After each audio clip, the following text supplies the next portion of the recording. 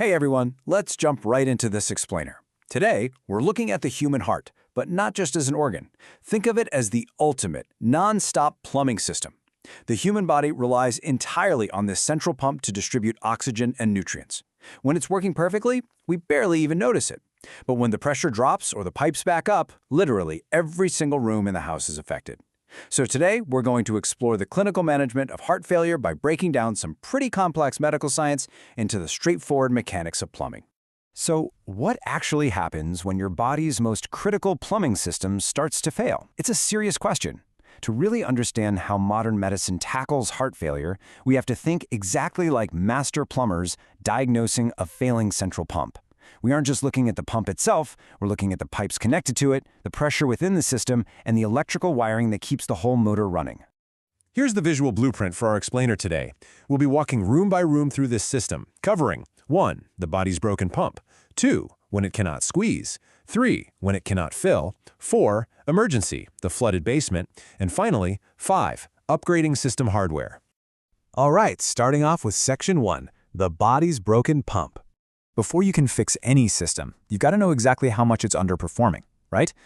Think of your heart like a wet sponge. The ejection fraction, or EF, is basically just a measure of how much water you can wring out with a single squeeze. A healthy sponge might let you wring out well over half its water, so an EF of 50 to 70%. But in heart failure, that percentage can drop drastically. This one measurement is absolutely crucial. It acts as the dividing line for how physicians will approach the entire plumbing repair job, dictating the therapies that could ultimately save a patient's life. Moving right along to Section 2, when it cannot squeeze. Now, what's really fascinating about heart failure is that it usually breaks down in one of two distinct ways. Look at the difference here. Heart failure with reduced ejection fraction, or HFrEF, is your classic pump failure. The motor is weak, it's like a tired hand that just cannot squeeze that sponge tight enough.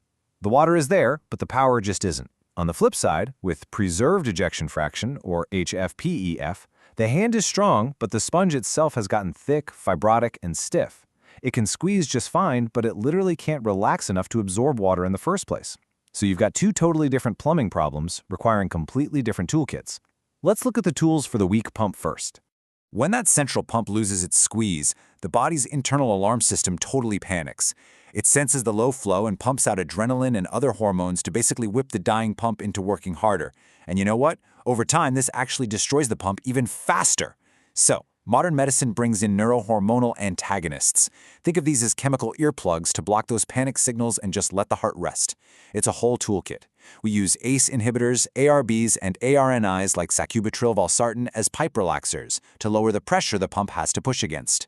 We use beta blockers as our alarm silencers. We throw in aldosterone antagonists to block salt buildup, and more recently, SGLT2 inhibitors have been added to the mix.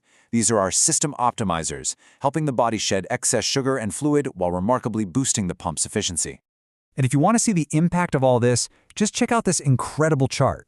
50 years ago, the only thing we did was use diuretics to drain off the excess fluid. We were just treating the symptom, not the underlying cause. But as we started sequentially adding these disease-modifying alarm silencers and pipe relaxers, the ACE inhibitors, beta blockers, ARNIs, and SGLT2 inhibitors, we have drastically reduced mortality. We're keeping patients out of the hospital because we're actually protecting the pump from the body's own destructive alarm system. Which brings us to Section 3, when it cannot fill. So what happens when the pump isn't weak, but it's just too stiff to fill? This is that HFpEF stiff sponge scenario we talked about. Because the pump's squeezing power is technically preserved here, those alarm silencer meds haven't historically shown the same dramatic life-saving benefits. For a long time, treatment just relied heavily on managing the broader environment, like controlling high blood pressure to ease the burden, managing weight, and using diuretics to clear out traffic jams in the pipes. But there's been a massive breakthrough recently. Clinical trials are showing that those system optimizers we just mentioned, the SGLT2 inhibitors, are finally offering targeted medicinal help. They're successfully reducing cardiovascular death and hospitalizations for these patients too, which is a huge deal. Now for Section 4, emergency, the flooded basement. The harsh reality is, even with the best maintenance, chronic issues can suddenly turn into acute emergencies. Think of acute decompensated heart failure as a sort of matrix for a flooded basement. When a patient crashes and lands in the hospital, doctors have to rapidly figure out two things. First, are they wet or dry? Meaning, is fluid actually backing up into their lungs and legs? And second, Are they warm or cold? Which means, is the pump still pushing enough blood to keep the body's organs perfused and warm? If a patient is wet and cold, their basement is flooded and the furnace is completely broken. It is a critical, absolute emergency.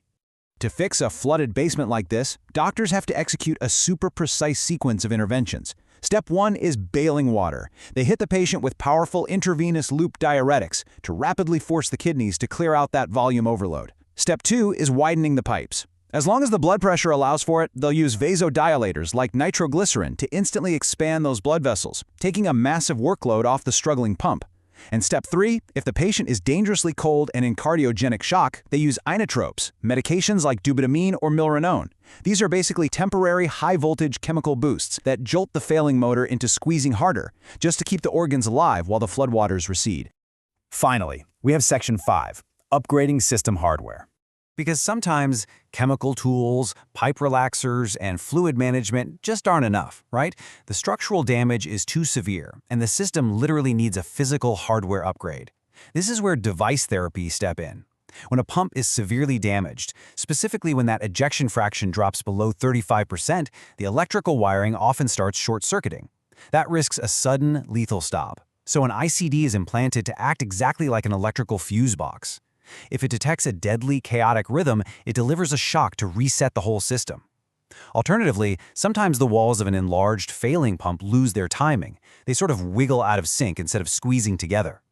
Cardiac resynchronization therapy, or CRT, is a highly specialized pacemaker that acts like an orchestra conductor. It sends perfectly timed electrical signals to both sides of the pump so they contract in perfect harmony, instantly boosting the system's efficiency. So, we've learned how to manage this failing pump with all these tools and pipes. But what if tomorrow we could simply regrow a new one? As the source material beautifully points out, researchers are actively diving into cellular and gene-based therapies right now. They're using things like adeno-associated viruses to target calcium-cycling genes and testing stem cells to actually repair scarred heart muscle.